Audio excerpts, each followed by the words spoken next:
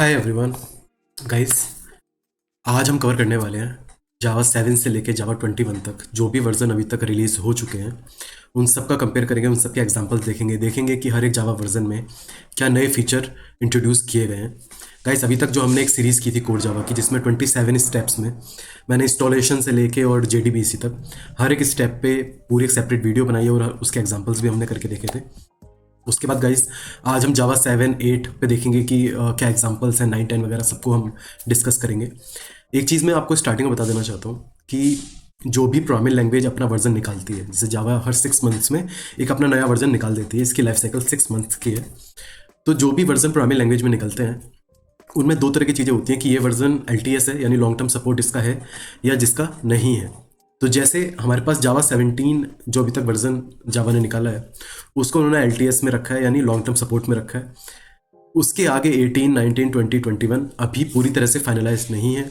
ये इस तरह से है कि आप अगर ट्राई करना चाहते हो, अर्ली डेवलपर बनना चाहते हो, अर्ली अडॉप्टर बनना चाहते हो, नए फीचर्स को प्रीव्यू में देखना चाहते हो तो आप इनको इंस्टॉल करके 18 19 को यूज़ कर सकते हो। बट कमर्शियली आपको डेवलपमेंट में कोई प्रोडक्ट इससे नहीं बनाना चाहिए, कोई वेबसाइट अभी नहीं बनानी चाहिए, तो इसको कमर्शियली आपको यूज़ नहीं करना चाहिए। पर्सनल डेवलपमेंट के लिए भी जो प्रोडक्ट आप बना रहे हो उसके लिए डेवलपमेंट के लिए यूज़ नहीं करना चाहिए। जावा 17 इनका लास्ट LTS है अभी तक, लेटेस्ट जो है ना। तो यहाँ तक आप कर सकते हो। बट अभी अगर प्रैक्टिकल सिनेरियो में अभी बात करें तो 90% से ऊपर कंपनीज में अभी जावा 8 पे वर्क हो रहा है ना। तो जावा 8 आपको आनी चाहिए एटलीस्ट, है ना। और उसके बाद कुछ कंपनीज में मैंने सुना है कि जावा 10 और 11 भी अडॉप्ट कर रहे हैं वो, है ना। लेकिन अभी जैसे मैं बता रहा हूँ कि जावा 8 हर जगह CV वगैरह में भी, रिज्यूमे में भी हर जगह जावा 8 एक स्किल मांगी गई है जावा के लिए। तो जावा 8 आपको फोकस करने की नीड है कि जावा 8 में आपको हर एक फीचर्स आना चाहिए जो इसके लैम्डा एक्सप्रेशन जो आया था, इसका सबसे फेमस फीचर आया था, फंक्शन इंटरफेसेस एंड लैम्डा, तो उसको आपको बहुत अच्छे से करना चाहिए। बाकी जितने भी फीचर्स हम आज डिस्कस करने वाले हैं वो आपके क्योंकि आपको कुछ ईयर्स बाद जब कमर्शियली सब लोग यूज़ करने लगेंगे जावा 9 10 11 12 और हो सकता है डायरेक्ट 17 को वो अडॉप्ट कर लें क्योंकि स्टेबल वर्जन है, तो आपको कुछ ईयर्स में ये पढ़ना ही पड़ेगा, है ना। तो आप जितनी पहले से प्रिपरेशन इनकी कर दोगे उतना ज़्यादा स्ट्रॉन्ग आपका जावा की स्किल हो जाएगी। तो आइए गाइस स्टार्ट करते हैं। तो गाइस चलते हैं अपनी वेबसाइट पे। इसका URL, इसका लिंक मैं हमेशा की तरह वीडियो के नीचे डाल दूंगा डिस्क्रिप्शन में यूट्यूब पे, तो आप देख लेना। गाइस, इसमें हमने क्या किया, एक टेबल है जिसमें वर्जन लिखा है और रिलीज डेट लिखी है, तो आपको पता चल जाएगा कि जावा 17 से 19 तक। इसमें 20 और 21 क्यों नहीं है वो हम लास्ट में पता करेंगे। 7 से 19 तक किस किस ईयर में वो लॉन्च हुई है, रिलीज हुई है, उनकी डेट लिखी हुई है। एक नीचे नोट है, देखते हैं नोट क्या लिखा हुआ है। The latest stable release of Java is Java 17। Latest stable release Java 17 was released on September 17, 2021 and is the latest long term support LTS release। तो वही बात की गई है गाइस, लेटेस्ट स्टेबल रिलीज कौन सी है, 17 है। अगर स्टेबल की बात ना करें तो 19 है। और ये रिलीज कब हुआ था जावा 17? 17 सितंबर 2021 को ये रिलीज हो चुका था। And this is the latest long term support, तो LTS सपोर्ट जावा इसकी तरफ से प्रोवाइड करवा रही है। Java 18 and 19 are also available, 18 और 19 भी अवेलेबल हैं, but these releases are not long term support releases and are intended for early adopters and developers who want to try out new features and APIs। तो guys जो हम बात कर रहे थे कि 18 19 भी आप सेटअप कर सकते हो अपने सिस्टम पे, बट अभी वो लॉन्ग टर्म सपोर्ट में नहीं है। और ये अर्ली डेवलपर्स जो कुछ होते हैं जो ट्राई करना चाहते हैं कि जावा नई फीचर्स क्या प्रोवाइड करवा रही है, मैं टेस्ट करके देखना चाहता हूँ, तो आप उसे इंस्टॉल कर सकते हैं। जावा 20 एंड 21 सीधे लास्ट लाइन ऑफ पेज। तो गाइज ये हम सबसे लास्ट में पता करेंगे कि जावा 20 और 21 के बारे में सबसे लास्ट में क्या बोला गया है। तो गाइज स्टार्ट करते हैं हम। मैं जावा 7 से मैंने इस सीरीज़ को स्टार्ट किया है, तो क्योंकि जावा 7 बहुत लोगों ने जावा 7 से ज्वाइन किया है इस स्किल को, तो मैं जावा 7 से रखूंगा, तो आपको एक आइडिया बन जाएगा कि जैसे हम जावा 7 पढ़ लें, जब हम 10 पढ़ेंगे 15 पढ़ेंगे तो किस तरह से उसे अडॉप्ट करना है उसका आपको एक बहुत अच्छा आइडिया हो जाएगा। इसलिए मैंने जावा 7 से स्टार्ट किया है। तो गाइज ये वर्जन रिलीज़ हुआ था 2011 में। गाइस इसके कुछ फीचर्स आपने यूज़ किए होंगे, जैसे ये फीचर्स आपने यूज़ किए होंगे। कुछ फीचर्स को आपको यूज़ करने की नीड नहीं पड़ी होगी, जैसे बाइनरी लिटरल्स, तो लेकिन इन्होंने इंट्रोड्यूस किया था। बाइनरी लिटरल का फीचर क्या था, जावा 7 से पहले सपोर्ट नहीं करता था। जावा 7 में आप इंट कोई डिफाइन करके और आप उसका बाइनरी दे सकते थे, इंस्टेड ऑफ नंबर आप उसकी बाइनरी लिख सकते थे। तो गाइस इस एग्जाम्पल में हम करने वाले, समझने वाले बाइनरी लिखने का क्या मतलब है और कैसे इससे नंबर हमें मिलेगा। तो मैं चलता हूँ एक्लिप्स पे, एक नया प्रोजेक्ट बनाते हैं। इसका नाम गाइज मैं रख लेता हूँ जावा सेव। कोई फ़र्क पड़ता है क्या कुछ नाम अलग रखने से? कुछ फ़र्क नहीं पड़ता, कुछ भी नाम रख सकते हो आप, किसी मूवी का नेम भी रख सकते हो। फिनिश किया मैंने, इसको मैंने एक्सपेंड किया, राइट क्लिक किया, न्यू किया, पैकेज बनाया। पैकेज क्यों बनाते हैं गाइस? बहुत अच्छी प्रैक्टिस के लिए पैकेज बनाते हैं। बिना पैकेज के क्या क्लास बना के कर सकते हैं? बिल्कुल कर सकते हैं। क्या करना चाहिए? नहीं करना चाहिए। और इसी के लिए मैं आपकी प्रैक्टिस करवा रहा हूँ कि आपको किस तरह से फॉलो करना चाहिए। पैकेज का नेम क्या कैपिटल से स्टार्ट होता है? नहीं, स्मॉल लेटर से स्टार्ट होगा। ये क्या है? कन्वेंशन है। क्या मैं कैपिटल से स्टार्ट कर सकता हूँ? बिल्कुल कर सकते हो। क्या करना चाहिए? नहीं करना चाहिए। कन्वेंशन है। कहते हैं कि आप पैकेज का नेम है तो आप स्मॉल से स्टार्ट करें, बेटर होगा। कोई एरर नहीं देगा, प्रोग्राम तब भी चल जाएगा, बट कोड की क्वालिटी घट जाएगी। अब हम क्लास बनाते हैं गाइस। क्लास बना देते हैं। मैं बिन बाइनरी बिन लेन कर देता हूँ इसे। क्या स्मॉल से लिख सकता हूँ? बिल्कुल लिख सकता हूँ। लिखना चाहिए? नहीं। तो गाइस कन्वेंशन फॉलो करना होता है कुछ।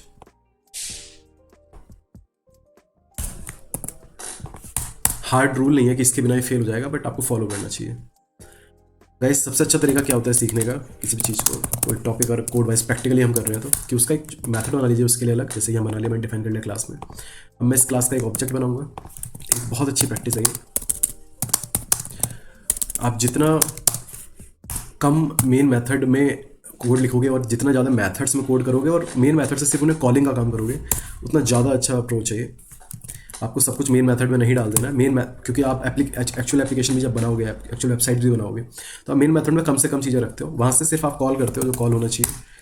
और जितने भी आगे आप फ्रेमवर्क पढ़ोगे, स्प्रिंग वगैरह, सब में देखेंगे हम कि सिर्फ एक लाइन को लिखते हैं और उससे से काम होता है। तो वैसे मैंने मेथड कॉल कर दिया। इस शो मेथड में मैंने कुछ नहीं लिखा है, तो अगर मैं इसे चलाऊँ अभी तो देखिए कुछ प्रिंट नहीं होगा। तो हम बाइनरी लिटरल गाइस चलाने वाले हैं, तो इसको मैं कॉपी करता हूँ, यहाँ लिखता हूँ, और इसका नेम बाइनरी का रखा है। अगर मैं इसका नाम कुछ और कर दूँ तो क्या कोई प्रॉब्लम है? कोई प्रॉब्लम नहीं है, लेकिन बाइनरी लिख रखा है जिससे आपको समझ में आ जाए। मैं NOB लिख देता हूँ, कोई प्रॉब्लम नहीं है इसमें भी। system.out.println, इसके बारे में भी हम बात कर चुके हैं। कंसोल में प्रिंट करवा लेते हैं इस नंबर को, और देखेंगे गाइस कि 0B के बाद ये नंबर जो लिखा हुआ है बाइनरी का, वो अगर हम प्रिंट करवा रहे हैं इंटीजर में सेव करके, तो क्या प्रिंट होगा। तो गाइस 170 क्यों प्रिंट हुआ है इसको? तो गाइस बाइनरी को कैसे हम कैलकुलेट करते हैं, कैसे नंबर इससे निकालते हैं, उसको मैं आपको बताने वाला हूँ। तो गाइस इसको मैं नोटपैड में ले आता हूँ आपको समझाने के लिए। तो गाइस ये नंबर है ना, तो मैं इसको एक एक करके अलग अलग लिख लेता हूँ। तो गाइस ये राइट टू लेफ्ट हुआ है ना, ठीक है, ये सबसे लास्ट का नंबर है। तो गाइस करना क्या है, 2 की पावर 0 है ना, तो 2 की पावर 0 क्या होगी? 1 हो जाएगा ये, इंटू 0। तो 2 की पावर लेके चलते हैं इसमें हम, तो 2 की पावर 0 होगी तो ये 1 हो जाएगा, एंड इंटू, और ये खुद नंबर क्या है? 0 है, तो 0, तो इक्वल टू क्या हो जाएगा? 0। इसके लिए गाइस क्या होगा? 2 दी पावर 1 यानी 2 होगा, इंटू, और ये नंबर यानी 1, तो यानी इसकी वैल्यू क्या हुई? 2। सेम गाइस, बिल्कुल सेम करना है। 2 दी पावर 2 यानी 2 इंटू 2 इंटू 0, जो ये नंबर है।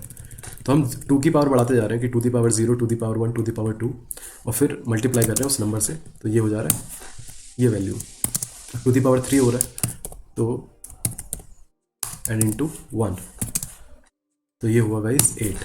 अब ये 0 है, तो हमें पता है वैसे 0 होने वाला है, लेकिन तब भी समझने के लिए कि एक्चुअली अगर सबसे पहले हम क्या करते हैं, 2 दी पावर 4 इंटू 0, तो ये क्या होगा गाइस? 0।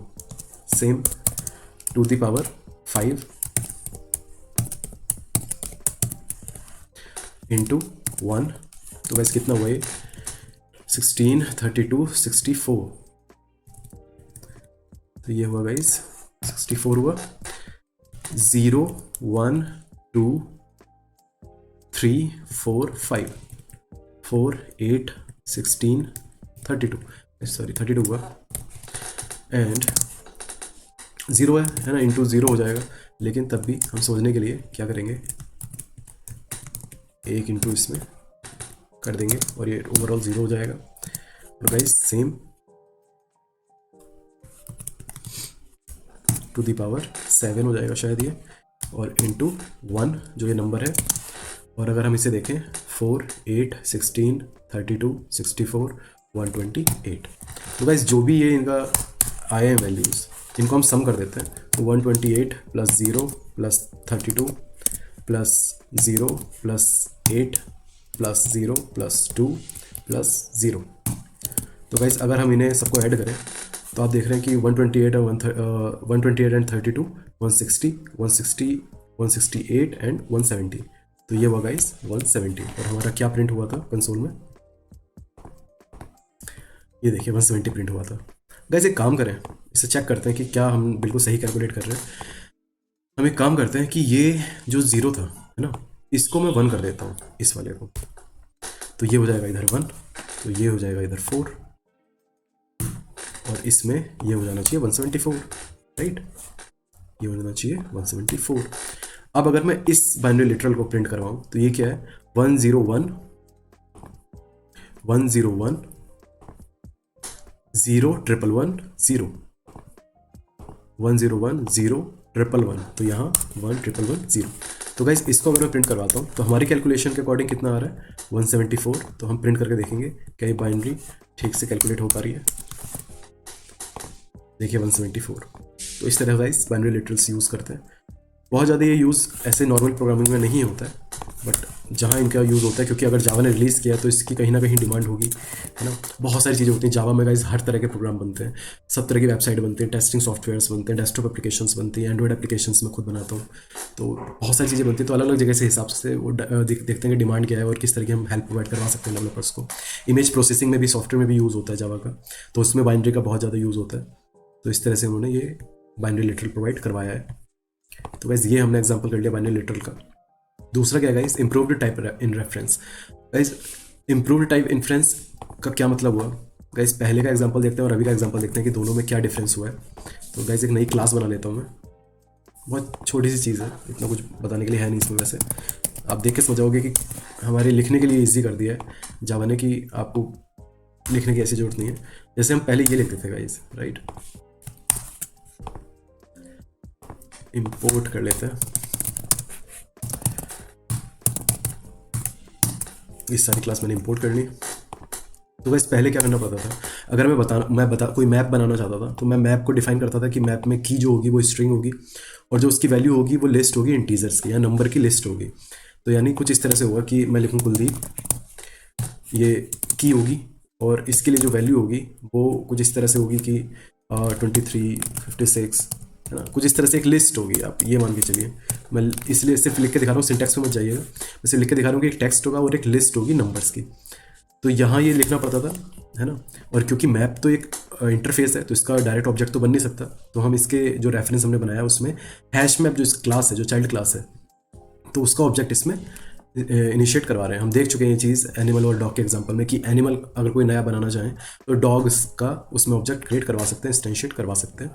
तो इस तरह से हम इंटरफेस को इनिशियलाइज करवा सकते हैं उसकी चाइल्ड क्लास के ऑब्जेक्ट से। तो गाइस ये हम पहले लिख पाते थे, जब हम यहाँ भी चाइल्ड का जब कंस्ट्रक्टर बना रहे थे तो मैं वहाँ भी ये टाइप देना पड़ रहा था। लेकिन अब जावा 7 के बाद उन्होंने क्या किया है कि आपको इसकी नीड नहीं है, आप सिर्फ एक बार डिफाइन कीजिए जो भी है ये टाइप, और आप अपने कोड में फिर कहीं भी आप ये कर सकते हैं कि आपको दोबारा उसका टाइप देने की नीड नहीं है, राइट।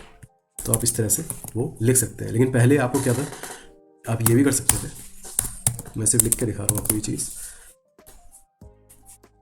इसको 1 लिख देते हैं और इसको 2, सॉरी इसको 1 और ये 2। तो गाइस अगर ये हम डिफाइन कर देते थे तो जब भी हमें ये जावा 7 से पहले था ये, कि जब भी हमें उसे इंस्टेंशिएट करना होता था हमें फिर से टाइप देना पड़ता था, जो कि एक अननेसेसरी चीज़ थी। तो उसको जावा 7 में इम्प्रूव किया गया, इसलिए इन्होंने लिखा है इम्प्रूव्ड टाइप इन्फ्रेंस, है ना। तो ये इन्होंने क्या किया कि आप सिर्फ यहाँ डिफाइन करो, आपको जब इसका इंस्टेंशिएट करना होगा किसी चाइल्ड क्लास से तो आपको वहाँ टाइप देने की नीड नहीं है। सिर्फ इतना इम्प्रूव किया गाइस।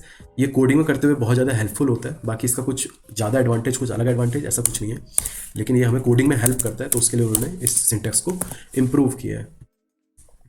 तीसरा गाइस मल्टीपल एक्सेप्शन हैंडलिंग, ये हम देख चुके हैं, लेकिन इससे ये कंफ्यूज मत होइएगा कि ये क्या वो है जिसमें मल्टीपल कैच लिखते हैं। मल्टीपल कैच वाला नहीं है गाइस, ये है जब हम एक सिंगल कैच में मल्टीपल एक्सेप्शंस हम लिखते हैं। आपको अगर याद नहीं आ रहा हो तो मैं थोड़ा सा आपको बता देता हूँ फिर से। आप इस तरह से लिखते थे कैच, यहाँ आप लिखते थे कि आयो एक्सेप्शन है, राइट। और फिर अगर आपको एक दूसरा एक्सेप्शन भी कैच करना है तो आप क्या करते थे, यहाँ लिखते थे और यहाँ इस तरह से उसको कैच करते थे। लेकिन जावा 7 से पहले था।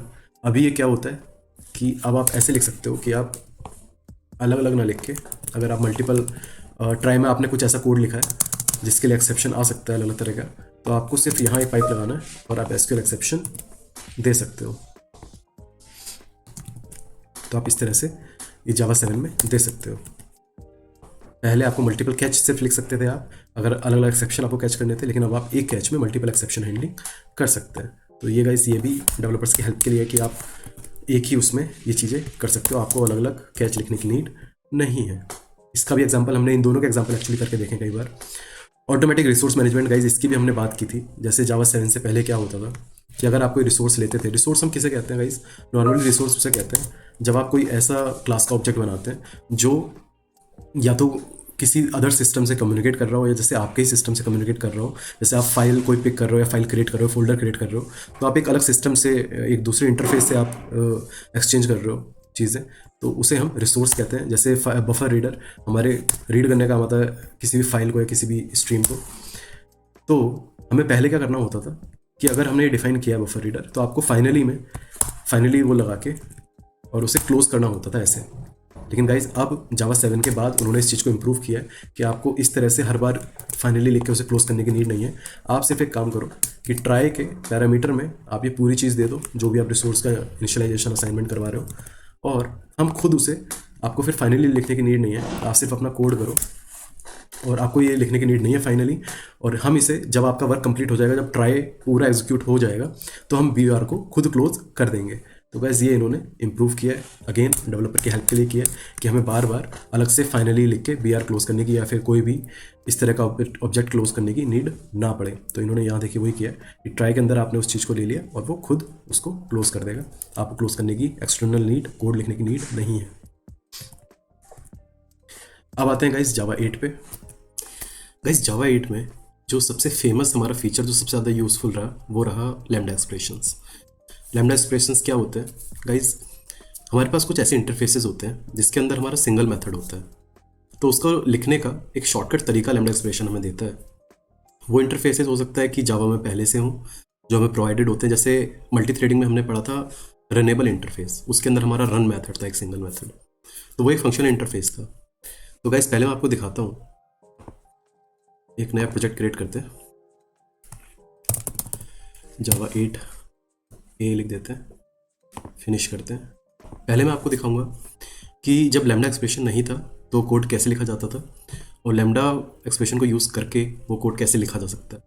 तो गाइस तभी ज़्यादा बेटर समझ में आएगा कि ये अगर फंक्शनलिटी ऐड हुई है तो पहले इसका अल्टरनेटिव क्या लिखा जाता था। तो मैं इसके अंदर एक पैकेज बनाता हूँ हमेशा की तरह, जावा ए लिख दिया मैंने। इसके अंदर एक क्लास बना देते हैं, क्लास का नाम रख देते हैं लैम एक्स, मेन मेथड बनाया। इतना हमारे पास बेसिक स्ट्रक्चर आ जाती है। गाइस आपने देखा होगा वैसे एक चीज़ कि हमने पिछली भी पूरी कोड जावा की जो सीरीज़ की थी, हमने जो बिल्कुल पहला प्रोग्राम लिखा था और जितने भी हमने आगे जितने भी कॉन्सेप्ट पढ़े, जितने भी टिपिकल कॉन्सेप्ट पढ़े, कलेक्शन फ्रेमवर्क, जितना भी कुछ पढ़ा, आपने देखा कि जो हमने पहला प्रोग्राम लिखा था वो काफ़ी आइडेंटिकल था बाकी सबसे। यानी इसलिए इसे कहते हैं कि बॉटम अप अप्रोच है जावा का। यानी आप पहले प्रोग्राम के लिए भी आपको इतनी चीज़ आपको समझनी आनी चाहिए, और एक बार वो बेस क्रिएट हो जाता है तो फिर आपको बहुत ज़्यादा पढ़ने की नीड नहीं रहती है। सिर्फ आपको पहले प्रोग्राम, हेलो वर्ल्ड प्रोग्राम को आपको अच्छे से समझना है कि ये कैसे वर्क कर रहा है, और आप टिपिकल से टिपिकल प्रोग्राम भी कर सकते हैं। ये बहुत अच्छी चीज़ भी है, और बिगिनर लेवल पे जब तक वो पहला प्रोग्राम समझ में नहीं आता है तब तक थोड़ा मुश्किल लगती है। बट आप देखिए कि पहला जो प्रोग्राम है सब जल्दी से स्किप कर देते हैं कि और आगे कितना कॉम्प्लेक्स पढ़ना है, बट जब यहीं वो मार खा जाते हैं जो भी इस तरह से करते हैं। पहला जो हेलो वर्ल्ड प्रोग्राम, अगर उसकी आप वर्किंग बिल्कुल अच्छे से समझ लो, जितना डिटेल में जा सकते हो उतना डिटेल से समझ लो, तो आगे के सारे प्रोग्राम आप उल्टे हाथ से लिख सकते हो कीबोर्ड पे। जस्ट किडिंग, दोनों हाथों का यूज़ करें। तो गाइस मैं एक छोटा सा मेथड बनाने वाला हूँ वर्ड शो, जो कि मैं हमेशा आपको रिकमेंड करता हूँ कि आप इस तरह से ही करना स्टार्ट करें, क्योंकि जो आप रियल एप्लीकेशन बनाएंगे उसमें ये प्रैक्टिस भी आपकी होती रहनी चाहिए। एक ऑब्जेक्ट बनाया और उस पर इशू मेथड कॉल किया। मेन मेथड जितना क्लीन रहेगा उतना बहुत अच्छा है एप्लीकेशन के लिए। तो गाइस जितना हमने कर लिया, चलाएंगे। चला, शो मेथड के अंदर कुछ नहीं है इसलिए कुछ प्रिंट नहीं हुआ। तो गाइस मैं रनेबल का आपको एग्जांपल बता रहा था। जैसे रनेबल हमारा इंटरफेस है, तो इसका मैं कुछ एक बना लेता हूँ ऑब्जेक्ट। तो मैं OBJ लिख देता हूँ, फिर से लिख सकता हूँ, वैसे कोई प्रॉब्लम नहीं है, लेकिन कुछ और नेम कर देते हैं तो ज़्यादा अच्छा रहेगा।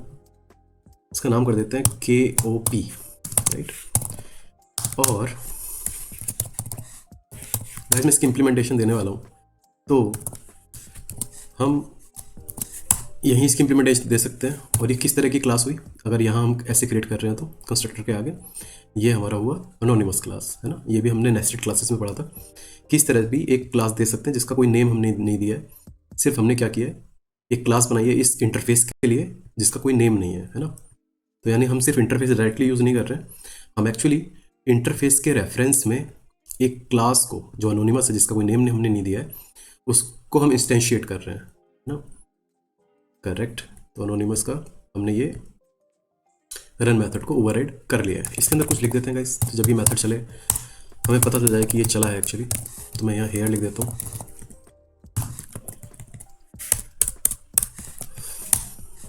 तो गाइस इस KOP पे अगर मैं रन मेथड कॉल करूँ, गाइस यहाँ अगर जिन्होंने मल्टी थ्रेडिंग की थी उनके लिए क्वेश्चन है कि यहाँ मैं स्टार्ट मेथड क्यों नहीं रन कर रहा हूँ, और क्या मैं रन स्टार्ट मेथड यहाँ कॉल कर सकता हूँ।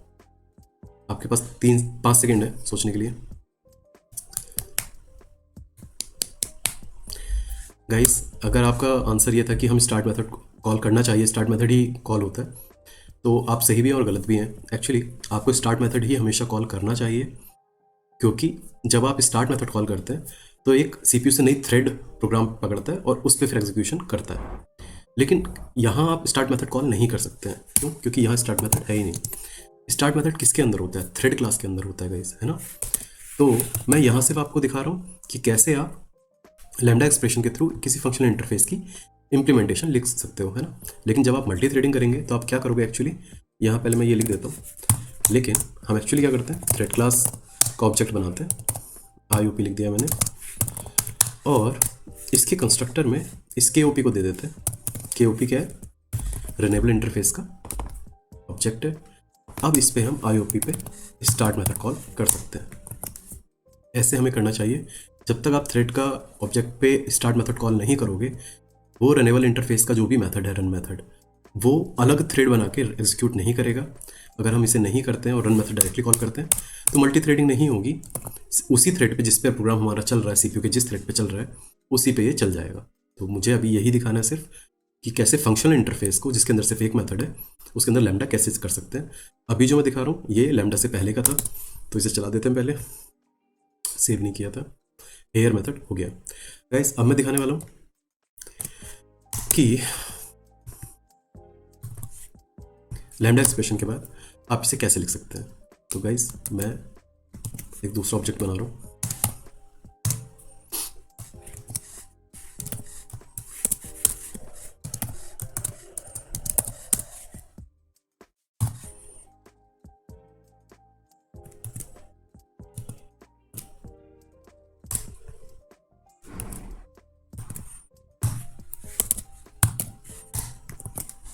तो गाइस ये जो हमारा सिंबल यूज़ हुए हैं ये एक्चुअली लैम्डा एक्सप्रेशन है। इसके देखिए ये कोड और ये कोड बिल्कुल सिमिलर है। ये हमने लैम्डा एक्सप्रेशन यूज़ करके किया है और ये बिना लैम्डा एक्सप्रेशन यूज़ करके किया है। तो डेवलपर्स के लिए है कि उनके लिए ईजी हो जाता है, उन्हें वो मेथड वगैरह इस तरह से ओवरराइड करने की नीड नहीं है। एक ही मेथड होता है क्योंकि फंक्शनल इंटरफेस के पास, तो आप इस तरह से लैम्डा एक्सप्रेशन का यूज़ करके इम्प्लीमेंटेशन दे सकते हैं। तो मैं यहाँ देयर लिख देता हूँ। देखिए हेयर देयर दोनों प्रिंट हुए। तो ये है गाइस लैम्डा का एग्जांपल। अब हम क्या करते हैं गाइस, इस एग्जांपल को ऐसे ही रहने देते हैं। अब एक नई क्लास बनाते हैं और इस बार हम अपना एक फंक्शन इंटरफेस बनाएंगे और फिर उसको यूज़ करेंगे। तो हम क्या करते हैं, पहले एक इंटरफेस बना लेते हैं। इसका नाम रख देते हैं फन इंटर ना, फिनिश किया। और इसके अंदर एक मेथड बना देता हूँ डिस्प्ले। गाइस डिस्प्ले मेथड बनाया मैंने, मुझे इसका रिटर्न टाइप देना होगा, वर्ड दे देता हूँ। गाइस मैंने इसको एब्स्ट्रैक्ट नहीं बनाया, बाय डिफ़ॉल्ट जैसे हमने इंटरफेसेस में पढ़ा है कि बाय डिफ़ॉल्ट ही पब्लिक और एब्स्ट्रैक्ट होते हैं। तो मुझे एब्स्ट्रैक्ट लिखने की नीड नहीं है, पब्लिक लिखने की नीड नहीं है। ये बाय डिफ़ॉल्ट पब्लिक और एब्स्ट्रैक्ट होते हैं, कंपाइलर खुद लगा देता है। हमने अपना फंक्शनल इंटरफेस बना दिया। अब हम क्या करते हैं, एक नई क्लास बनाते हैं, लैम एग्जाम्पल 2 मेन मेथड बना देते हैं। क्या करने वाले हैं गाइस, पता है आपको, छोटा सा मेथड बनाऊंगा मैं हमेशा की तरह, क्लास का ऑब्जेक्ट बनाऊंगा और इस ऑब्जेक्ट पे शो मेथड कॉल कर दूंगा और शो मेथड के अंदर हम अपना काम करने वाले हैं। तो मैं क्या करूँगा गाइस, हमारे उस इंटरफेस का नाम था फन एंटर, इसका एक ऑब्जेक्ट बनाते हैं। तो मैं बना देता हूँ जुक, और किसके थ्रू बनाने वाले हैं, लैम्डा एक्सप्रेशन के थ्रू बनाने वाले हैं।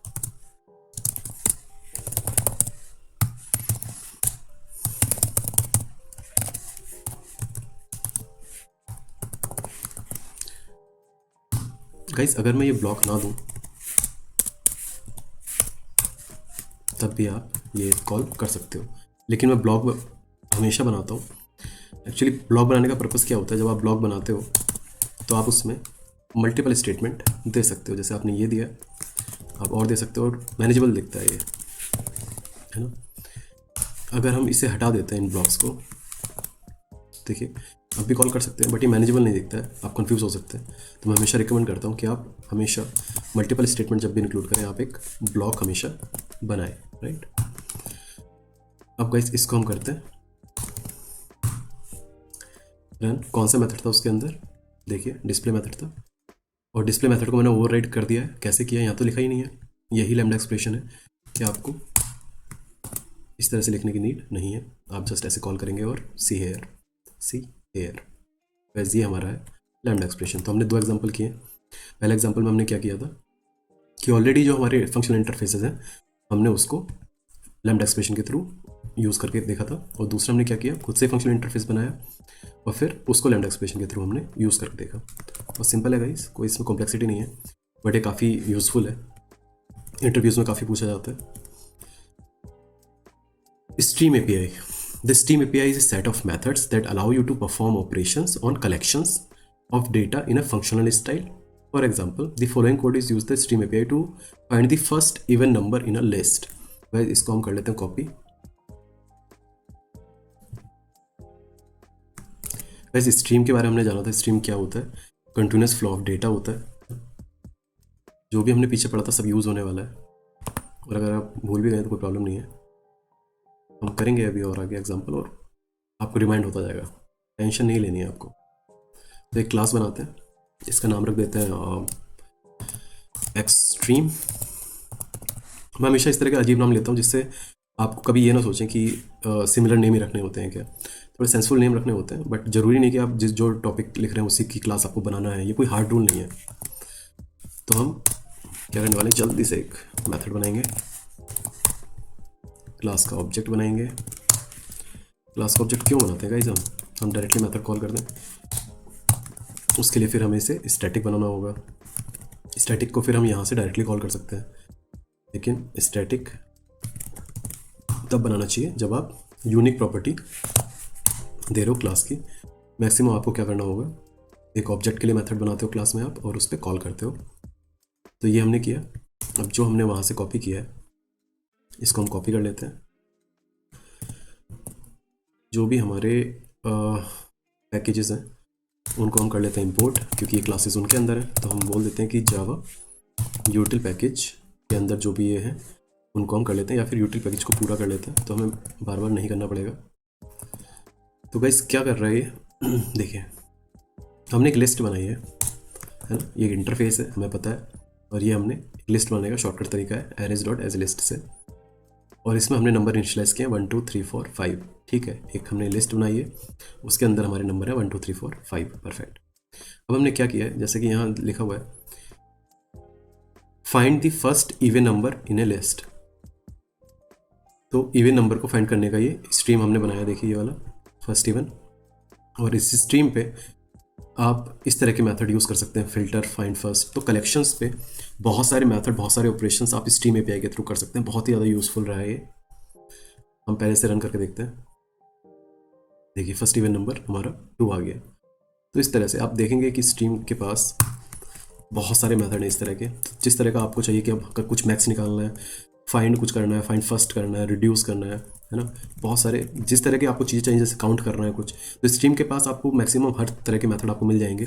कि आपको डिस्ट्रिक्ट वैल्यू चाहिए, डुप्लीकेट नहीं चाहिए, है ना, तो हर तरह का आपको इसमें मेथड मिल जाएगा।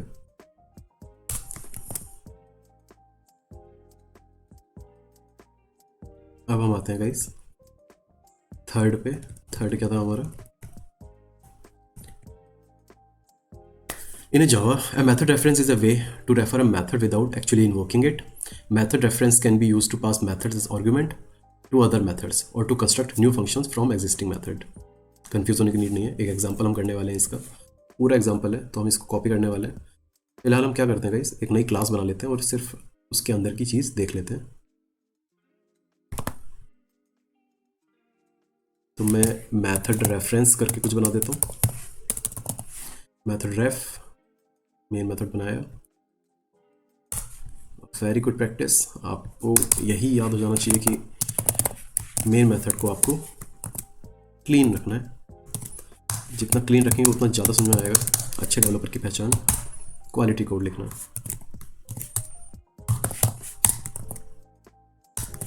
और जो भी हमने यहाँ लिया है इसके अंदर, उसको हम कॉपी कर लेते हैं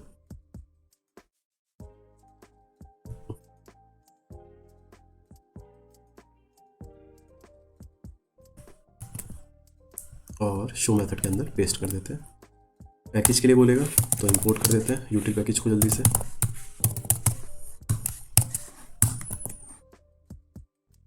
क्या किया गाइस, एक लिस्ट बनाई है स्ट्रिंग्स की जिसमें ABCD हमने 4 कैरेक्टर सेव किए हैं। डबल कोट लगाइए इसलिए स्ट्रिंग्स है, सिंगल कैरेक्टर के लिए होता है। Use a lambda expression to print all elements in the list. Lambda expression को यूज़ किया है और हमने प्रिंट कर दिए सारे स्ट्रिंग्स को। Use a method reference to print all elements in the list. अब देखिए ये लैम्डा एक्सप्रेशन का एग्जांपल है और ये है मेथड रेफरेंस का। मेथड रेफरेंस में क्या करते हैं, इस तरह से मेथड हम कॉल कर देते हैं डबल कॉलन लगा के। तो हम दोनों तरह से करने वाले हैं, तो यानी हम चलाएंगे अगर तो ये 2 बार प्रिंट करेगा। एक बार तो इसने प्रिंट किया जो हमने लैम्डा एक्सप्रेशन के थ्रू किया है, दूसरा इसने प्रिंट किया जो मेथड रेफरेंसेस के थ्रू हमने किया है। तो हमको ये लिखने की भी नीड नहीं पड़ी है यहाँ, हमने directly system dot out println use किया और उसने ऑटोमेटिक जो भी फॉर ईच के अंदर से एक स्ट्रिंग मिलती है हमें, उसको डायरेक्टली प्रिंट कर दिया है। बहुत सिंपल एग्जांपल है। ये जितनी भी चीज़ें आप देख रहे हो ये सब इसलिए है कि आपको कोड लिखने में बहुत ज़्यादा ईजी रहे। और ये फंक्शनल स्टाइल एक्चुअली लिखने का कि आप इस तरह से लिखें जैसे लैम्डा एक्सप्रेशन है। फंक्शनल प्रोग्रामिंग का स्टार्टिंग ही लैम्डा एक्सप्रेशन को माना गया है कि जिस तरह से फंक्शनल प्रोग्रामिंग में जिस तरह से चीज़ें लिखी जाती हैं उस तरह से हमने लिखना स्टार्ट किया जावा 8 से, जब लैम्डा एक्सप्रेशन हमारा इंट्रोड्यूस हुआ था। तो ज़रूरी नहीं गाइस कि अगर ये आपको नहीं आता है तो आप ये नहीं कर सकते। अल्टरनेटिव वेज आपके पास हमेशा है। इवन लैम्डा एक्सप्रेशन भी अगर आप यूज़ नहीं करना चाहते हो तो उसके भी अल्टरनेटिव वेज आपके पास हमेशा से है। बट इनको आप जितना इंप्रूव करोगे आपकी स्किल बहुत अच्छी होगी, आपका कोड बहुत कम लिखना पड़ेगा, बहुत कोड ईजी होगा देखना कि क्या लिखा हुआ है।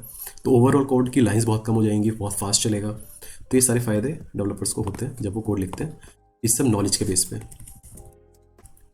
तो गाइस ये हमने एग्जांपल किए। कुछ एग्जांपल जो हमने जब हमने टॉपिक पढ़े थे तब देखे थे, जैसे डिफ़ॉल्ट मेथड्स का। तो हमने देखा था कि इंटरफेस में हम डिफ़ॉल्ट मेथड लिख सकते हैं जिसकी हम बॉडी दे सकते हैं, और अगर हम चाहें तो उन इंटरफेसेस के जो डिफ़ॉल्ट मेथड्स हैं जब हम किसी क्लास में उन्हें इम्प्लीमेंट करेंगे तो आप उनको ओवरराइड कर भी सकते हो।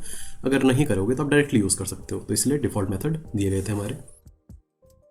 वैसे डेट एंड टाइम API है हमारे पास, कुछ क्लासेज हैं जिससे आप डेट टाइम निकाल सकते हो। तो एक काम करते हैं, छोटा सा ये वाले एग्जांपल दोनों करके देखते हैं कि जावा 8 से पहले कैसे हम टाइम निकालते थे और अभी हमारी नई API में हम किस तरह से डेट टाइम निकालते हैं। आपको सिर्फ इतना ओवरव्यू होना कि ये जो चीज़ें आई हैं और इस तरह से यूज़ हो रही हैं, ये बहुत बड़ा आइडिया क्रिएट कर रही हैं। एक्चुअल जब एप्लीकेशन आप डेवलप करोगे तो आपको फॉरन हिंट हो जाएगा कि जावा 8 में तो न्यू लोकल टाइम और इस तरह की API थी। तो आपको जस्ट इतना याद रहे, उसके बाद कोड तो आप कहीं से भी ले सकते हो। आपके पास नॉलेज होनी चाहिए कि ये चीज़ वाकई एग्जिस्ट करती है, इतना इनफ है, मोर देन इनफ है। डेट टाइम एग्जाम्पल करके क्लास बना लेते हैं, मेन मेथड बनाते हैं। जल्दी से एक वॉइड शो मेथड बना लेते हैं, क्लास का एक ऑब्जेक्ट बना लेते हैं।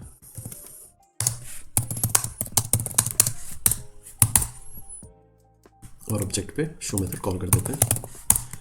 सबसे पहले हम गाइस जावा 8 से पहले जो चीज़ हमें करनी होती थी वो हम पहले ट्राई करके देखेंगे।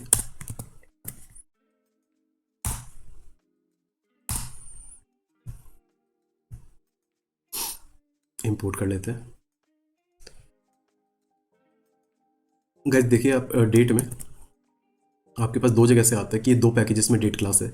एक SQL पैकेज में यानी JDBC के लिए, जब डेटाबेस में भी हमने देखा था कि वहाँ वैर कैर होता है जैसे यहाँ स्ट्रिंग होता है, उसी तरह से यहाँ वहाँ की जो डेट होती है वो यहाँ की डेट से अगर आपको मैच करवानी है, हो सकता है कि प्रॉब्लम आ रही हो, तो आप एसक्यूएल की डेट यूज़ करते हैं जब आपको डीबी का काम करना होता है, और नॉर्मल के लिए आप यूटिल क्लास की डेट को यूज़ करते हैं। तो गाइस इसको हम प्रिंट करके देखने वाले हैं।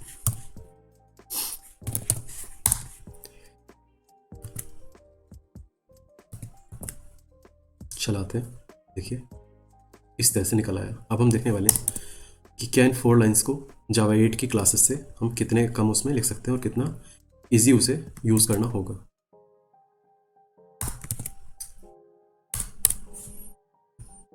क्लासेस को जल्दी इंपोर्ट कर लेते हैं। देखिए टाइम नाम की,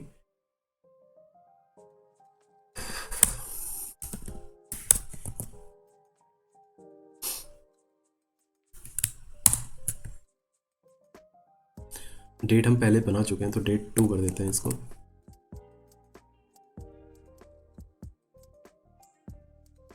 और मंथ को इंपोर्ट कर लिया हमने। इसको गाइस प्रिंट करके देखते हैं। आपको वैसे देख के पता चल गया होगा कि ये यूज़ करना कितना इजी है। आप डेफिनेटली यहाँ डिफाइन कर सकते हो जो भी आप प्रिंट करना चाहते हो। हमने इसको प्रिंट कर दिया। एलन नहीं लिखा तो गाइस एक लाइन में हो रहा है, तो हम इसे एलन लिख देते हैं तो नेक्स्ट लाइन में प्रिंट होगा दोनों का। ये देखिए आपके पास यहाँ एक तरीका है यूज़ करना ज़्यादा इजी है कि आप लोकल डेट देना चाहते हो तो आप एग्जैक्टली इस तरह से दे सकते हो। इस तरह से का इसमें बहुत सारे मेथड हैं, जैसे एक नाउ मेथड है, तो यानी ये अभी का टाइम आपको दिखा देगा। इसको भी चला के देखते हैं। देखिए इसने अभी का टाइम आपको दिखा दिया, तो यानी लोकल डेट टाइम की क्लासेस इन्होंने इंट्रोड्यूस किए हैं। और आप इसमें क्लॉक वगैरह दे सकते हैं, टाइम जोन दे सकते हैं, बहुत सारी चीज़ें हैं जो आप इसमें टाइम को यूज़ करने के लिए दे सकते हैं। तो यानी डेट टाइम हैंडल करने के लिए आपके पास एक सेपरेट अब क्लास है, आपको कैलेंडर से यूज़ करने की नीड नहीं पड़ेगी जावा 8 में। लोकल डेट क्लास को यूज़ करके आप ये सारी चीज़ें कर सकते हैं। अब बताएगा इस बेस 64 इनकोडिंग। तो बेस 64 क्या होता है, क्या इनकोडिंग होती है। तो गाइस बहुत ही इंटरेस्टिंग एग्जांपल होने वाला है ये। इस एग्जांपल में हम क्या करने वाले हैं, हम एक इमेज फाइल लेंगे और उस इमेज फाइल को बाइट एरे में कन्वर्ट करेंगे।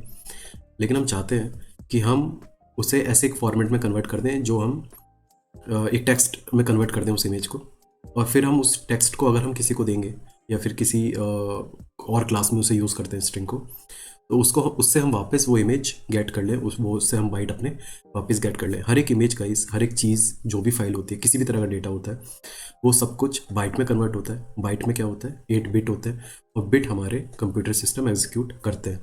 तो जितना भी आप चीज़ें देखते हो अपने लैपटॉप पे, किसी भी सिस्टम पे, किसी भी कंप्यूटर में, वो सब कुछ बाइट में कन्वर्ट होता है, क्योंकि बाइट के अंदर होते हैं बिट्स जिनको कंप्यूटर एग्जीक्यूट करता है। तो वैसे हम क्या करने वाले हैं, इसको हम कॉपी कर लेते हैं, चलते हैं अपने एक्लिप्स में, एक नई क्लास बनाते हैं। इसका नाम हम रख देते हैं बेस 6, इतना लिख देते हैं। मेन मेथड बना दिया हमने। जल्दी से एक शो मेथड बनाते हैं। पहले एक सिंपल सा हम एग्जांपल करेंगे, सिर्फ स्ट्रिंग डेटा को लेंगे, उसके बाद हम इमेज को ट्राई करेंगे कि क्या इमेज को भी हम ऐसा कर पा रहे हैं कि नहीं कर पा रहे हैं।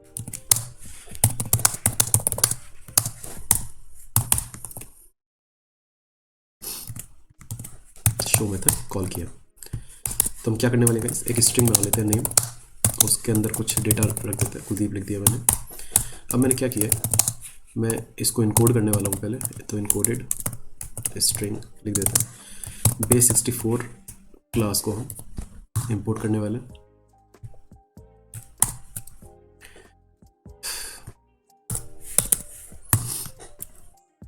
गेट इनकोडर, और इनकोड हम करने वाले हैं इस स्ट्रिंग को। क्या होगा इनकोडिंग से, यही हम देखने वाले हैं। इनकोड टू स्ट्रिंग,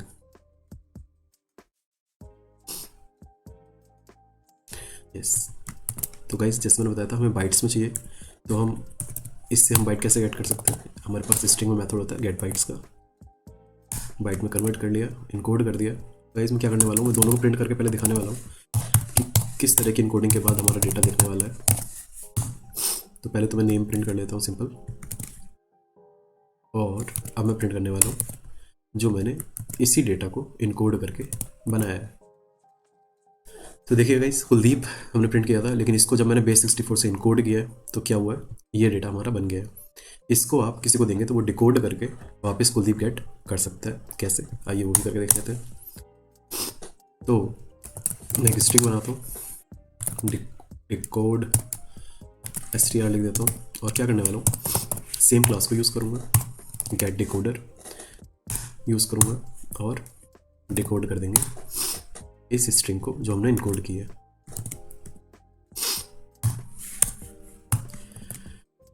और ये हमें वापस क्या दे देगा गाइस, ये हमें दे देगा बाइट एरे, क्योंकि हमने बाइट्स को इनकोड किया है ना, हम बाइट्स को इनकोड करते हैं। तो हम इसको पहले क्या करते हैं, डिकोड बाइट्स कर देते हैं, और यहाँ बाइट ले लेते हैं। गेट बाइट्स गाइस क्या करता है, स्ट्रिंग का एरे रिटर्न करता है बाइट्स का, क्योंकि ये मल्टीपल बाइट्स में आएगा, इसलिए बाइट्स एरे रिटर्न करता है।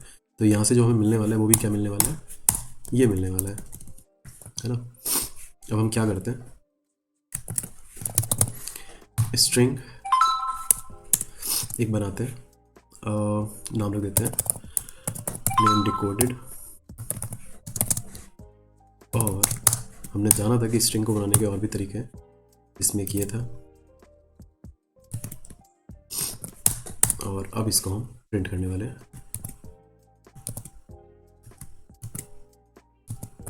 चला के देखते हैं गाइस, देखिए वापिस हमारा डिकोड हो चुका है। यहाँ मैंने क्या किया गाइस, उन बाइट्स को स्ट्रिंग में कन्वर्ट किया जस्ट, है ना, क्योंकि हमने क्या किया था, स्टार्टिंग से नेम लिया था, उसमें टेक्स्ट डेटा लिया था, टेक्स्ट डेटा को बेस 64 के बेस पे इनकोड किया, इनकोडेड स्ट्रिंग को देखा तो कुछ इस तरह की स्ट्रिंग बन गई थी। फिर मैंने क्या किया कि या तो मैं हो सकता हूँ किसी और प्रोग्राम में किसी को दे दूँ, है ना, तो कोई और इसे यूज़ कर सकता है, इसको यूज़ करके डिकोड करेगा, डिकोड करने के बाद वो देख सकता है कि क्या मुझे मैसेज भेजा गया था। तो इनकोडिंग डिकोडिंग इसी काम आती है कि आप इनकोड करके सिक्योर करके उसे भेज सके और वो डिकोड करके देख सके, है ना। तो ये तो गाइस बहुत सिंपल सा हमारा एग्जांपल हो गया। अब हम क्या करने वाले हैं, अब हम एक इमेज को लेने वाले हैं, इसी क्लास में करते हैं। एक काम करते हैं गाइस, इसके अंदर एक नया मेथड बनाते हैं, void डिस्प्ले, और इसके अंदर हम वो चीज़ करने वाले हैं। क्या हमारा प्रोसीजर है, क्या हमने समझा कि हमें पहले कोई भी डेटा है, चाहे वो टेक्स्ट है, फोटो है, वीडियो है, कुछ भी है, सॉफ्टवेयर ही क्यों ना हो, कुछ भी है, उसको आपको बाइट एरे में कन्वर्ट करना है। बाइट एरे को आपको दे देना है बेस 64 इनकोडर में, तो वो इनकोड करके आपको एक स्ट्रिंग फॉर्मेट दे देगा, जिसको डिकोड करके कोई भी उस फाइल को वापस गेट कर सकता है। तो हम क्या करने वाले हैं, मैं इनकोडिंग आपको करके दिखाऊंगा, डिकोड करके आपको देखना है, या हो सकता है मैं डिकोड करके भी दिखा दूंगा आपको, लेकिन मैं एक एक्सरसाइज आपको हमेशा हर वीडियो में देता हूँ करने को, तो शायद दे दूँ इसमें भी, देखते हैं। तो सबसे पहले मैं क्या करने वाला हूँ गाइस, हम कैसे किसी फाइल को पिक करते हैं, हमारे पास फाइल इनपुट स्ट्रीम होता है, हमने इसका एक बना लिया है, और इसे कह देते हैं file picker, file input stream दिया। किसी फोल्डर में चलते हैं गाइस, सी ड्राइव में चलते हैं अपने, और यहाँ हमने न्यू एफ करके एक फोल्डर बनाया हुआ था, इसके अंदर एक इमेज डाल देते हैं, तो इस इमेज को डाल देते हैं, ये हमने डाल दी, है ना, जेपीजी इमेज है। तो मैं इस पाथ को कॉपी कर लेता हूँ, इस पाथ को दे देते हैं, और हमें पता है कि पाथ में / दे के उस फाइल का नेम हम दे देते हैं। फाइल का नेम क्या है, काफ़ी बड़ा है, तो इसको कॉपी कर लेते हैं नेम को, और यहाँ दे देते हैं, तो ये हमारा पिक हो जाएगा। जैसे एरर क्यों दिखा रहा है, आई होप आपने समझ लिया होगा कि अगर हम ऐसा यूज़ कर रहे हैं तो एक चाइल्ड एक्सेप्शन बन रहा है, तो हमें ट्राई कैच करना होगा, या फिर अगर मुझे पक्का पता है कि कोई एक्सेप्शन थ्रो नहीं होगा तो मैं ऐसे कह सकता हूँ कि आप अवॉइड कर सकते हो, तो मैं थ्रोज लगा सकता हूँ। लेकिन मैंने आपको क्या बताया कि हमेशा आप अच्छी प्रैक्टिस करें, आप हमेशा ट्राई कैच लगाएं। और गाइस एक रिसोर्स है, तो हमने अभी अभी पढ़ा है कि आपको क्लोज करना चाहिए, और क्लोजिंग का अब हमें ऐसा नहीं है कि हम फाइनल लिख के वो करें, आप डायरेक्टली यहाँ यूज़ कर सकते हो इसे, तो ये ऑटोमेटिक क्लोज भी कर देगा। एक बार चला के देखें गाइस कौन सा एक्सेप्शन ये थ्रो करेगा।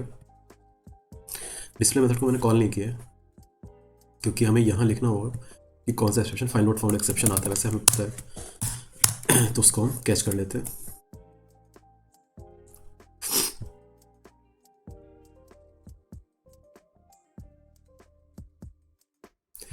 आयो एक्सेप्शन है, एक्सेप्शन कर लेता है। फाइल नॉट फाउंड एक्सेप्शन भी किस में आता है, आयो एक्सेप्शन में आता है। तो गाइस क्या करते हैं, आयो एक्सेप्शन ही लिख देते हैं।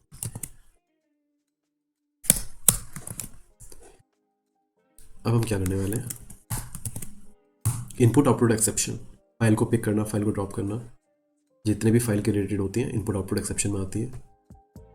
अब मुझे इसे बाइट एरे में कन्वर्ट करना है। तो गाइस हमने देखा है कि किसी भी इनपुट स्ट्रीम में जब भी हम रीड करते हैं हमारे पास रीड मेथड होता है, लेकिन वो इंटीजर रिटर्न कर देता है। तो हमें तो बाइट एरे चाहिए। यहाँ अगर मैं ये रीड करूँगा तो मुझे यहाँ बाइट एरे देना पड़ेगा। तो मैं एक काम करता हूँ गाइस, मैं एक बाइट एरे बनाता हूँ, फाइल बाइट्स करके, लेकिन मुझे नहीं पता इसका साइज़ क्या देना है। तो गाइस साइज़ हम क्या दें, तो एक तरीका है कि आप फाइल पिक जो हमने की है हम देख लेते हैं कि उसके पास कितने अवेलेबल हैं बिट्स, तो वो हमें नंबर दे देगा। और इस बाइट एरे को जो हमने बनाया, जो ब्लैंक है अभी, इसका हमने सिर्फ साइज़ दिया है, वो साइज़ फाइल के बेस पे दे दिया कि इतनी बिट्स अवेलेबल होंगे, इतने जो भी नंबर है उसने दे दिया कि इतनी लेंथ का हमें बाइट एरे चाहिए। तो उस ब्लैंक एरे को हम यहाँ दे देते हैं रीड में, तो वो क्या करेगा, इस फाइल बाइट्स में उसको सेव कर देगा। तो एक काम करते हैं गाइस, सबसे पहले मैं आपको बाइट एरे जो ब्लैंक बना है उसको प्रिंट करके दिखाता हूँ, और आप डिफरेंस देख सकते हैं कि वाकई इसमें रीड हुआ है कि नहीं हुआ है।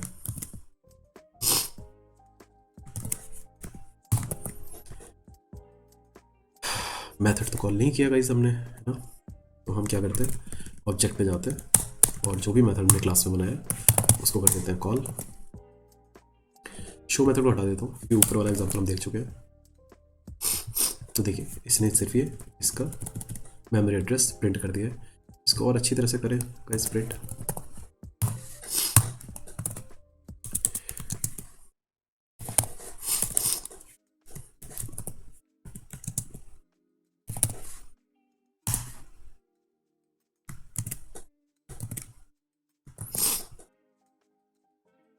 देखिए जितना भी हमने साइज दिया है, यानी उसका ब्लैंक एरे बन गया है। और क्योंकि हमने बाइट्स में दिया तो डिफ़ॉल्ट वैल्यू उसकी 0 प्रिंट हो गई है, तो अभी इसमें कुछ नहीं है। अब हम क्या करते हैं गाइस, जब हमने इसमें रीड करवा दिया है उसके बाद हम इस बाइट एरे को फिर से प्रिंट करते हैं।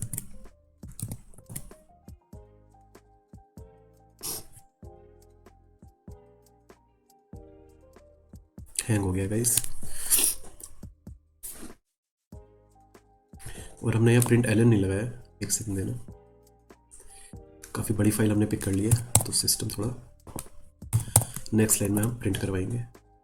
तो मैं इसको कमेंट कर देता हूँ जो 00 वाला है, सिर्फ हम इसको प्रिंट करवाएंगे। देखिए यानी ये रीड हो चुका है और इसने इसे बाइट एरे में स्टोर कर दिया है। अब हम क्या करने वाले हैं गाइस, हम इसे स्ट्रिंग फॉर्मेट में कन्वर्ट करने वाले हैं। कैसे इनकोड करेंगे इसको, तो हमारे पास इनकोडर है एक, इनकोडेड फाइल स्ट्रिंग st लिख देता हूँ सिर्फ, और क्या करेंगे बेस 64 गाइस एक्चुअली यूज़ होता है, मैंने यूज़ किया हुआ है प्रोजेक्ट में। डिमांड आती है कि आप बेस 64 में कन्वर्ट करें। कई बार आपको डेटा इस तरह से मिलता है कुछ API से कि वो आपको बेस 64 इनकोडेड डेटा देते हैं, तो आपको डिकोड करके देखना होता है। इनकोडर मैंने लिया, इनकोड किया और बाइट एरे अपना दे दिया है। इसको गाइस इनकोडेड को हम प्रिंट करके देखेंगे।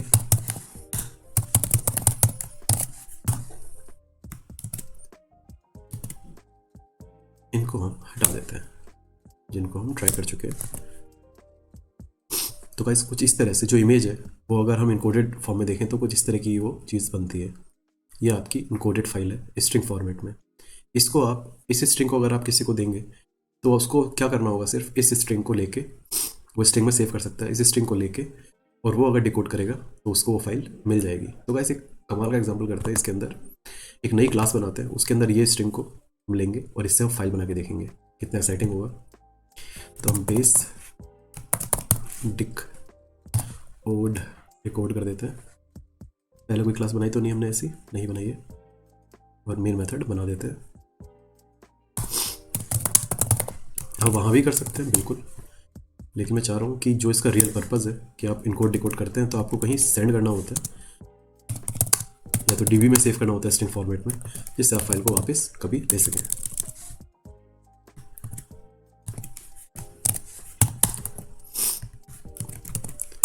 मेथड कॉल किया। अब मैं क्या करने वाला हूँ गाइस, यहाँ एक स्ट्रिंग लेने वाला हूँ। आपको दिया गया है कि ये एक इनकोडेड स्ट्रिंग है, इसको मैं कॉपी कर लेता हूँ, काफ़ी बड़ा होने वाला है वैसे ही, लेकिन कोई नहीं, मैं इसमें सेव कर देता हूँ। वेट करना होगा, काफ़ी बड़ा है।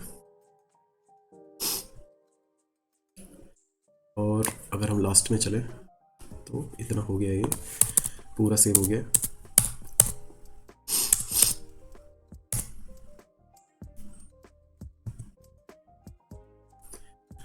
तो इस स्ट्रिंग को मैं बंद कर देता हूँ।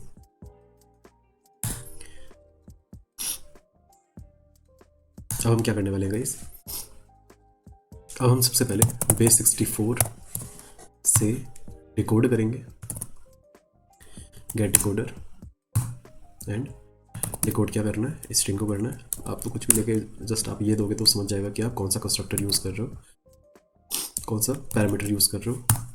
तो ये आपने किया गाइस। क्या ये आपको वापस देता है, एक बाइट एरे देता है, तो आपको बाइट एरे बनाना होगा। डिकोडेड बाइट्स कर दिया। अब इसको क्या करना है, हमें इन बाइट्स को राइट करना है, किस में, एक किसी नई फाइल में हम इन्हें राइट कर देते हैं। तो राइट करने के लिए क्या करना होगा गाइस, जैसे हमने इनपुट स्ट्रीम ली थी क्लास रीड करने के लिए, राइट करने के लिए क्या करना होगा,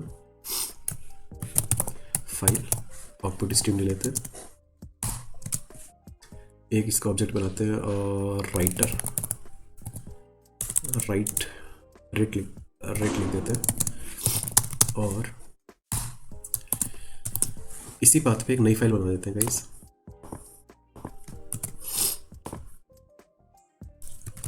क्या मैं कोई अलग पाथ यूज़ कर सकता हूँ? बिल्कुल कर सकता हूँ। यहाँ मैं करने वाला हूँ, फाइल का नेम क्या लिखें गाइस, इसमें लिख देते हैं c.jpg। इसमें हम ये फाइल राइट करने वाले हैं। क्या आया, चैट एक्सेप्शन आया, तो आपको क्या करना होगा, ट्राई कैच में लिखना होगा। तो मैं रिसोर्स मैनेजमेंट का यूज़ करके इसको यूज़ करने वाला हूँ। तो मैं इसे यहाँ करवाऊँगा, ट्राई ब्लॉक लिखेंगे और कैच कर लेंगे एक्सेप्शन को। जितने भी फाइल के एक्सेप्शन है सब किसके चाइल्ड होते हैं, प्रोडक्ट एक्सेप्शन क्लास के। तो वो मैंने कैच कर लिया। अब मैं राइट करने वाला हूँ। देखिए इसके अंदर राइट मेथड होता है और ये बाइट एरे राइट कर सकता है। तो मैं क्या कर देता हूँ, जो बाइट एरे हमने गेट किया है डिकोड करके उसको ऑटोमेटिक दे दिया इसने, डन। यहाँ का इसे एक सिस्टम प्रिंटलन लिख देते हैं, जिससे एटलीस्ट हमें मैसेज मिल जाए कि हमारा काम हो चुका है। फिर हम जाके उस फाइल को देखेंगे।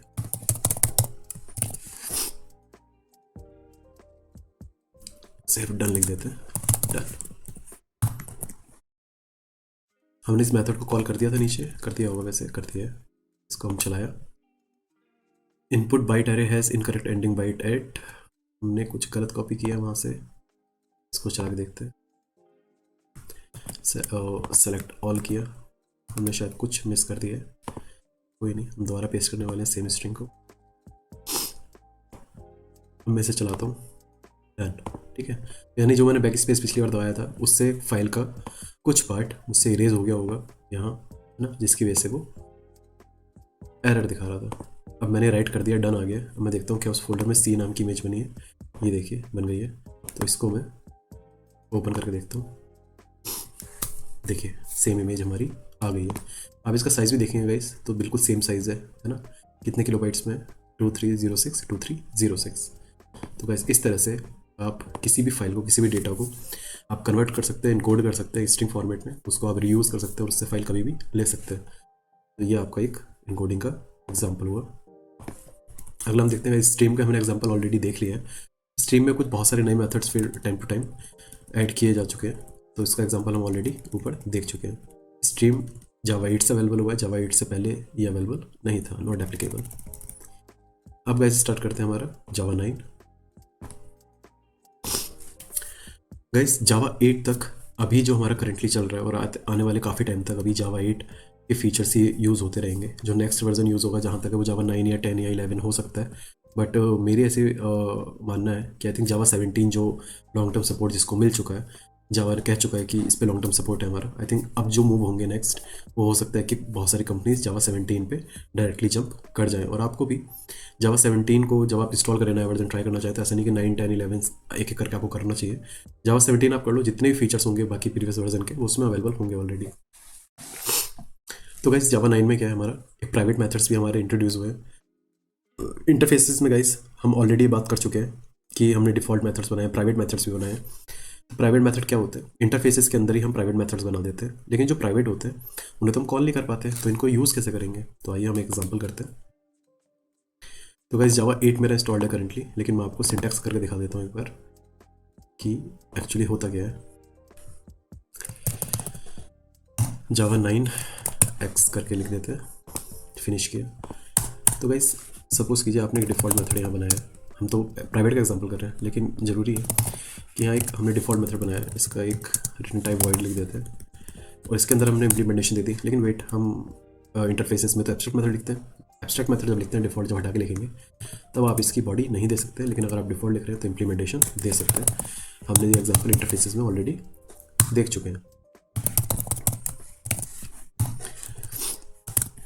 हेयर गाइस यहाँ मैं क्या कर सकता हूँ, यहाँ मैं एक प्राइवेट मेथड भी बना सकता हूँ और उसको मैं कैसे यूज़ करने वाला हूँ कि यहाँ मैं दे दूँगा। गाइस एरर दिखा रहा है, क्यों? क्योंकि मेरा जावा 8 इंस्टॉल्ड है। अगर आप बोलेंगे तो मैं ये 9 या 10 जो भी आप जिस पे भी आपको डाउट होता है कि ये चीज़ मुझे समझ नहीं आई है, तो मैं उसके लिए आपको फिर से जावा वर्जन इंस्टॉल करके आपको दिखा दूंगा। लेकिन आई एम श्योर कि आप ये समझ जाएंगे कि हम क्या कर रहे हैं प्राइवेट मेथड से। हम प्राइवेट मेथड को यहाँ कॉल कर सकते हैं, सिर्फ इतना है गाइस, क्योंकि प्राइवेट मेथड्स हैं तो आप बाहर तो कॉल नहीं कर सकते, बट आप इंटरनली डिफ़ॉल्ट मेथड से, इस तरह के मेथड से आप इसे कॉल करके यूज़ कर सकते हैं।